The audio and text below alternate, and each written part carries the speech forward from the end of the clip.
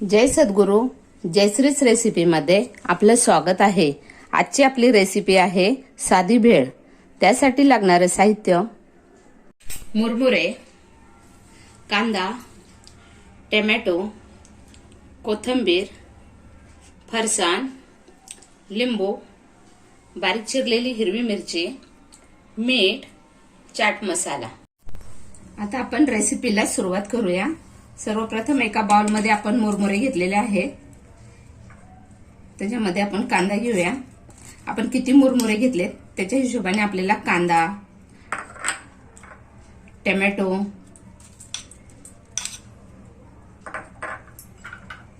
आणि एकदम बारीक चिरलेली हिरवी मिरची ती टाकायची.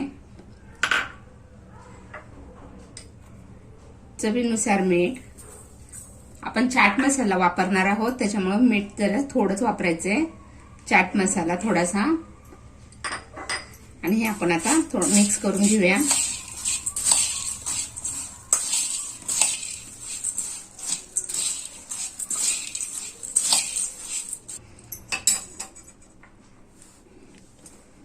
आता आपण ह्याच्यामध्ये फरसाण घालूया.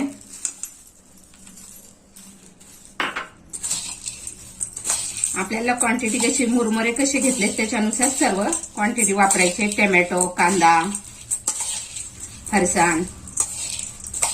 हे फरसाण मी तिखट घेतलेलं आहे. तुम्ही गोडवालं फरसाण असतं ते सुद्धा घेऊ शकता. ज्यांना तिखट आवडतं त्यांना तिखटच फरसाण छान लागतं.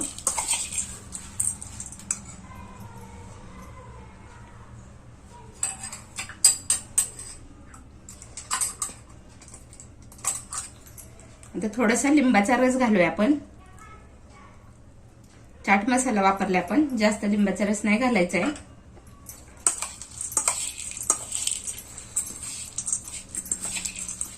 अशा चमचमीत आणि झणझणीत रेसिपीसाठी जयश्रीच रेसिपीला सबस्क्राईब करा, तसेच बेल आयकॉन दाबा.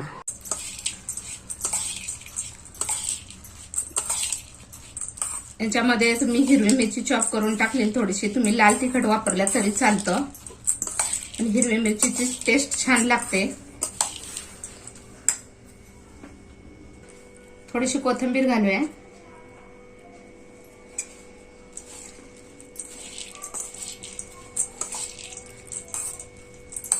हे मुलांसाठी अगदी झटपट रेसिपी आहे.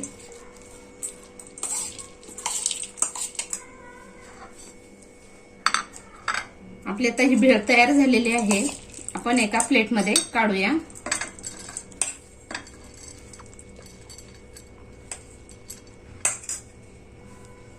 आता वरून आपण थोडंसं फरसाण घालूया. हे तिखट फरसाण आहे, त्याच्यामध्ये शेंगदाणे वगैरे सगळे असतात. ते शेंगदाणा असतं, डाळ असतं, त्याच्यामुळे आपल्याला वेगळं घ्यायची गरज नाहीये. आणि थोडीशी कोथिंबीर घालूया. तयार आहे आपली साधी भेळ.